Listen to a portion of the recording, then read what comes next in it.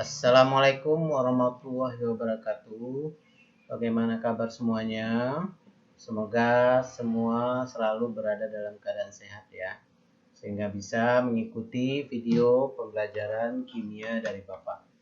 Baiklah, pada minggu sebelumnya kita sudah membahas tentang sel volta atau sel galvanik ya. Di mana sel volta atau sel galvanik adalah sel elektrokimia yang mana reaksi redoks spontan menghasilkan energi listrik. Nah, pada pertemuan kali ini kita akan membahas tentang notasi sel dan potensial sel yang dihasilkan dari sel volta yang sudah kita bahas kemarin. Baiklah, kita bahas pertama dulu tentang notasi sel volta. Untuk mempermudah pemahaman kita tentang reaksi rangkaian sel volta, selain dinyatakan dengan reaksi sel, juga dapat dinyatakan dengan notasi sel.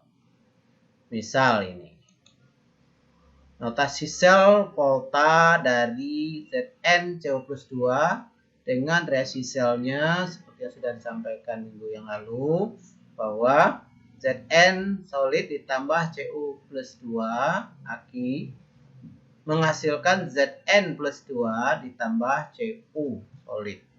Di sini terlihat bahwa Zn di sini mengalami reaksi oksidasi, sedangkan Cu ya mengalami reaksi reduksi. Nah, dituliskan notasi selnya seperti ini. Ya. Kalau kita lihat di sini Zn sebelah kiri mengalami reaksi oksidasi di anoda. Berarti penulisannya adalah anoda dulu ya. Reaksi setengah sel oksidasi di anoda dulu, baru sebelah kanannya dituliskan reaksi setengah sel reduksi di katoda. Garis ini, garis 1, ini adalah menyatakan batas fasa. Ya, karena fasanya berbeda antara Zn solid dengan larutan Zn2+. Nah, begitu juga antara Cu2+, larutan Cu2+ dengan logam elektroda Cu-nya. Sedangkan garis 2 ini adalah menyatakan jembatan garam. Ya, karena sel volta itu adalah terdiri dari dua larutan ya yang berbeda dengan dihubungkan oleh jembatan garam. Jika konsentrasi komponen sel volta mau diikutsertakan, maka penulisannya boleh seperti ini. Zn solid ya, garis miring Zn2+ 1 molar. Ya, kalau udah 1 molar ini udah pasti dia dalam bentuk larutan. Ya, dengan Cu2+ 1 molar ya pada katodanya. Jadi Zn menjadi Zn2+ 1 molar ini di anoda, dan Cu2+ menjadi Cu itu adalah di katoda. Begitu juga dengan notasi sel volta dari ion, reaksi ion I- dan MnO4- yang sudah kita bahas video sebelumnya, di mana pada sel volta ini sebagai elektrodanya adalah elektroda inert atau elektroda yang pasif ya, di mana di sini elektrodanya tidak terlibat dalam reaksi. Ya, contoh yang kita gunakan adalah elektroda grafit atau karbon. Nah, di sini kita lihat I- menjadi I2 itu adalah reaksi oksidasi yang terjadi di anoda.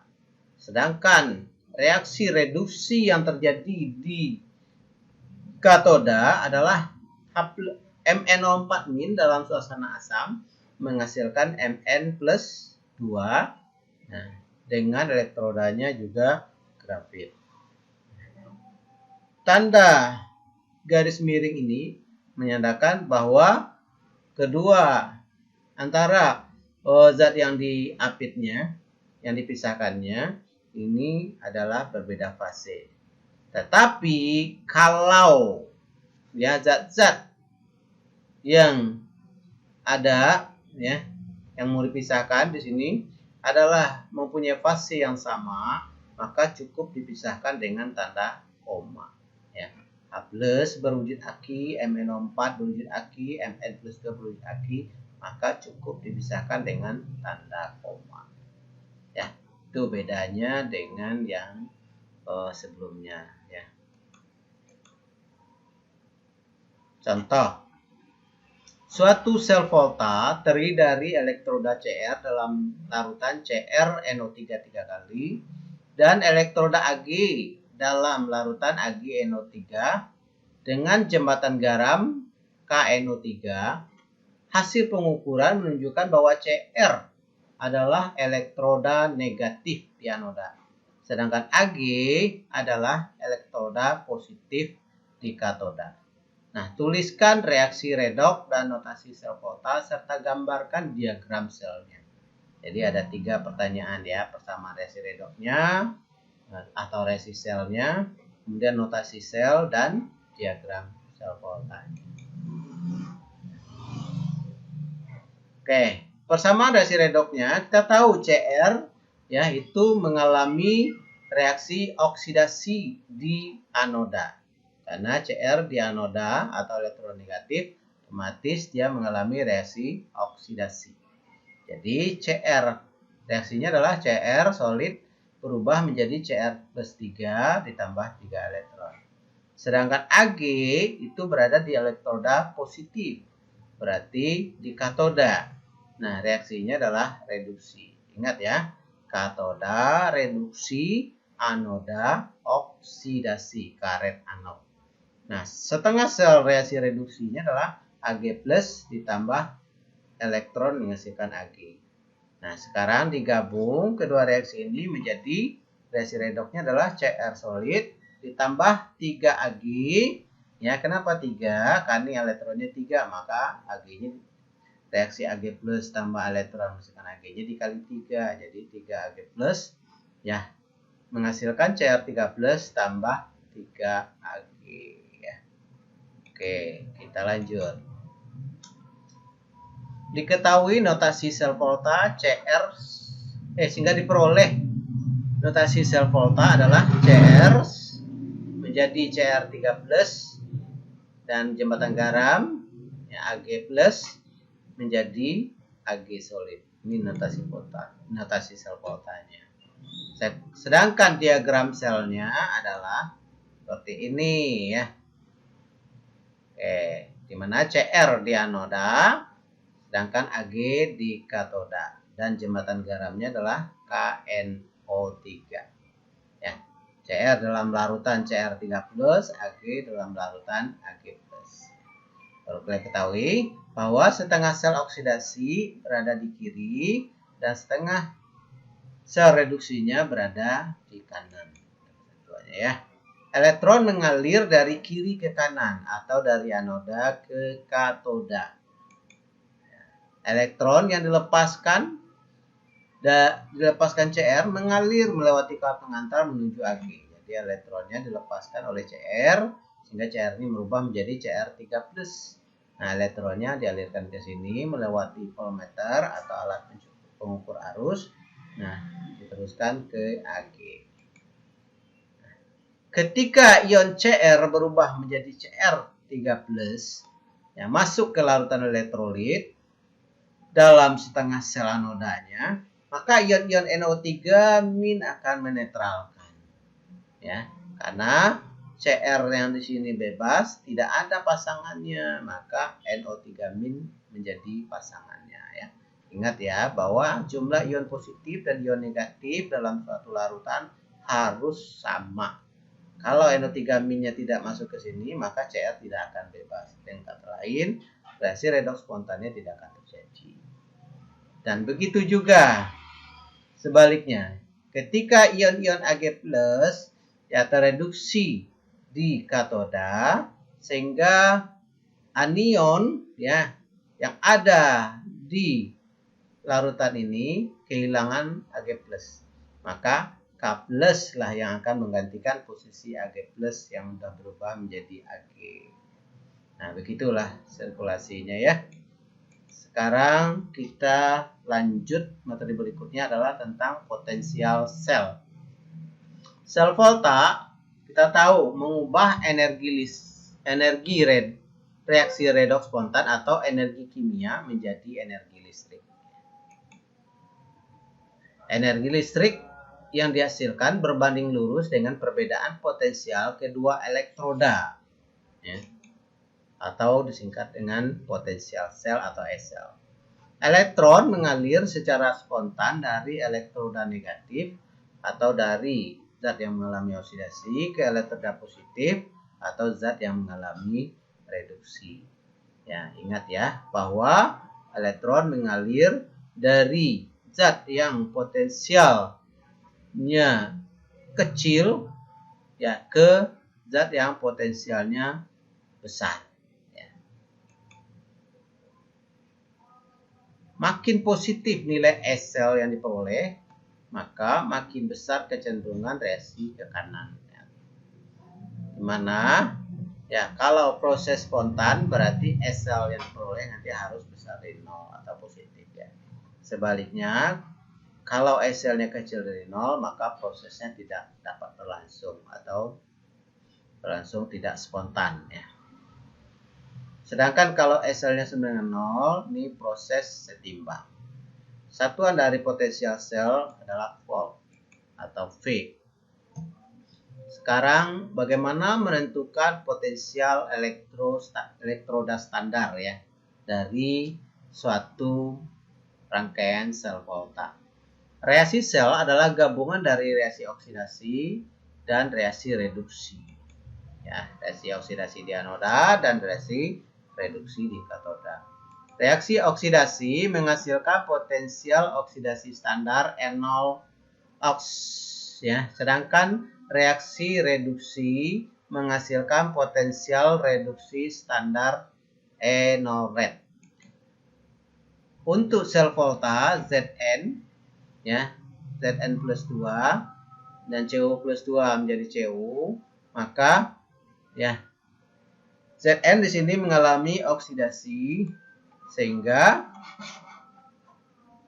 reaksinya adalah Zn menjadi Zn2 plus tambah 2 elektron, di mana N0 oksidasi anodanya adalah N0 Zn2 plus ya. Zn berubah menjadi Zn2 plus. Ini adalah reaksi oksidasi. Sedangkan Cu mengalami reduksi, berarti Cu2 plus tambah 2 elektron menghasilkan Cu, maka N0 dari katoda atau N0 reduksi dari katodanya adalah N0 Cu2 plus menjadi Cu atau dia mengalami reduksi. Sedangkan reaksi redoksnya adalah Zn solid ditambah Cu2 plus menghasilkan Zn2 plus tambah Cu. N0 selnya adalah berarti kita tambahkan N0 oksidasi dari anoda ditambah N0 reduksi dari katoda. Potensial elektroda standar harus selalu mengacu pada potensial reduksi. Ya, biasanya nilai N0 sel itu selalu berpacu kepada N0 reduksi. Maka Zn 2 plus tambah 2 elektron menghasilkan Zn, N0 reduksinya adalah N0 Zn 2 plus tambah menghasilkan Zn, dan Cu2 plus tambah 2 elektron menghasilkan Cu, N0 katoda reduksinya adalah N0 Cu2 plus menjadi Cu. Jadi dua-duanya reduksi.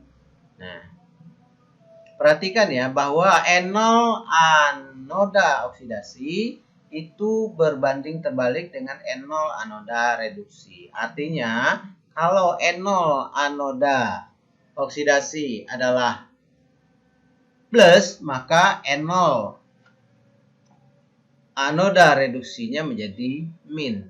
Begitu juga sebaliknya, kalau min menjadi plus. Ya.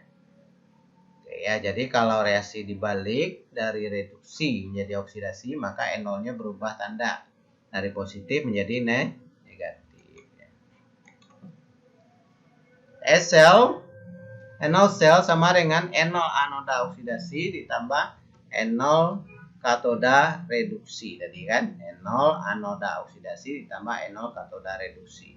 Kita tahu bahwa N0 anoda oksidasi itu adalah min N0 anoda reduksi, ya, sehingga diperoleh hasil akhirnya bahwa N0 sel itu adalah N0 katoda reduksi dikurang N0 anoda reduksi, ya. Nah, atau disingkat menjadi N0 sel sama dengan N0 katoda dikurang N0 anoda. Di mana N0 katoda ini adalah potensial reduksi standar dari katoda, sedangkan N0 anoda ini adalah potensial reduksi standar dari anoda. Reaksi redoks berlangsung spontan apabila elektron mengalir secara spontan menuju katoda dengan N0 selnya besar dari 0. Nah, kalau N0 selnya besar dari 0, maka syaratnya N0 reduksinya harus lebih positif dibandingkan dengan N0 negatifnya. Karena mengurangkan nilai yang besar dengan yang kecil hasilnya pasti positif. Ya, dalam sel volta perlu kalian ingat bahwa setengah sel dengan N0 lebih positif akan selalu mengalami reduksi di katoda, ya, ingat ya. Sedangkan reaksi setengah sel dengan N0 lebih negatif ini akan mengalami oksidasi di anoda atau N0 anoda. Ya. Oke. Sekarang perhatikan diagram sel volta dari Zn plus 2 menjadi Cu2 plus 2 menjadi Cu berdasarkan data potensial sel standar seperti ini. Ketahui bahwa N0 Cu plus 2, N0 reduksi dari Cu plus 2 menjadi Cu adalah plus 0,34 volt, sedangkan N0 reduksi dari Zn2 plus menjadi Zn adalah min 0,76 volt, ya. Atau N0 dari Cu plus 2 menjadi Cu ini adalah mengalami reduksi, berarti N0 katoda, sedangkan untuk Zn adalah N0 anoda. Nah, ini reaksi yang akan terjadi. Di sini Zn mengalami oksidasi di anoda, sehingga dilepaskan elektron mengalir ke Cu. Akibatnya Cu plus 2 akan mengalami reduksi di katoda, ya. Nah, ini reaksinya Zn teroksidasi di anoda. Ini reaksinya Zn menjadi Zn plus 2 tambah 2 elektron. Sedangkan Cu mengalami reduksi di katoda, jadi Cu plus 2 tambah 2 elektron menghasilkan Cu. Nah, S-selnya tadi rumusnya adalah N0 katoda dikurang N0 anoda, ya. Sehingga N0 katodanya adalah tadi 0,34 dan N0 reduksi anodanya adalah min 0,76. Sehingga diperoleh nilai 0,34 volt ditambah 0,76 adalah 1,10 volt. Contoh 1. Diberikan data reaksi berikut. Ag plus ditambah elektron menghasilkan Ag, N0 reduksinya adalah 0,8 volt. Sedangkan Sn 2 plus tambah 2 elektron menghasilkan Sn, N0 reduksinya adalah min 0,14 volt. Kita lihat bahwa yang Ag itu lebih positif dibandingkan dengan Sn, sehingga otomatis Ag yang akan mengalami reduksi di katoda dan Sn mengalami oksidasi di anoda, ya. Ingat ya, yang N0-nya lebih besar itu mengalami reduksi di katoda, sedangkan yang N0-nya lebih kecil akan mengalami reaksi oksidasi di anoda. Reaksi di anoda, Sn mengalami oksidasi menjadi Sn2 plus tambah 2 elektron. Sedangkan reaksi di katoda adalah reduksi Ag plus tambah elektron menghasilkan Ag. Nah, reaksi redoksnya berarti ini, ya, Sn menjadi Sn tambah 2 elektron, Ag plus ditambah elektron menghasilkan Ag. Jumlah elektron yang dibebaskan harus sama dengan jumlah elektron yang diterima. Maka yang Ag-nya dikali 2. Nah, reaksi redoksnya menjadi seperti ini, ya. Sn tambah 2 Ag menghasilkan Sn2 plus tambah 2 Ag. Sedangkan nilai S-selnya kita cukup mengurangkan N0 katoda dikurang N0 anoda, ya. N0 katodanya 0,80 atau yang lebih besar dikurang N0 anodanya min 0,14. Pengalian dengan 2 ini tidak pengaruh di sini, Jadi nilai N0 sel ya itu tetap tergantung kepada N0 katoda dan N0 anoda yang ada pada tabel. Sehingga diperoleh hasilnya adalah 0,94. Hasilnya adalah positif. Artinya reaksi berlangsung secara spontan. Contoh kedua. Apakah reaksi Al solid tambah Fe plus 2 menghasilkan Al 3 plus tambah Fe berlangsung spontan? Nah, untuk menentukan reaksi berlangsung spontan atau tidak spontan, kita harus lihat ya, apakah yang mengalami reduksinya mempunyai N0 lebih besar atau lebih kecil. Kalau N0 reduksinya lebih besar berarti berlangsung spontan. Tapi kalau N0 reduksinya lebih kecil berarti tidak spontan. Ya. Nah, ini tentu berdasarkan ya data N0 reduksi yang ada pada tabel. Diketahui bahwa N0 reduksi Fe plus 2 menjadi Fe adalah min 0,44 dan N0 Al plus 3 menjadi Al adalah min 1,6. Nah, kita lihat mana yang besar. Tentu yang lebih besar adalah Fe. Di sini Fe mengalami reduksi. Kalau N0 standar dari yang mengalami reduksi lebih besar berarti ya, atau N0 katodanya lebih besar berarti reaksi berlangsung secara spontan. Ya. Bukti ya, kalau reaksi berlangsung secara spontan syaratnya nilai SL-nya harus besar dari 0. Kita lihat N0 selnya adalah N0 katoda dikurang N0 anoda ya, atau N0 Fe plus 2 menjadi Fe dikurang N0 Al plus 3 menjadi Al ya, sama dengan min 0,44 ditambah dikurang min 1,6, maka hasilnya adalah positif 1,22. Ini terbukti ya bahwa kalau N0 reduksinya lebih besar maka nilai SL-nya pasti positif. Yang kata lain reaksi berlangsung secara spontan. Oke, sekian dulu pertemuan kita kali ini. Bapak, silakan kalian berlatih di rumah dan kerjakan soal-soal yang ada di psikologi. Terima kasih. Assalamualaikum warahmatullahi wabarakatuh.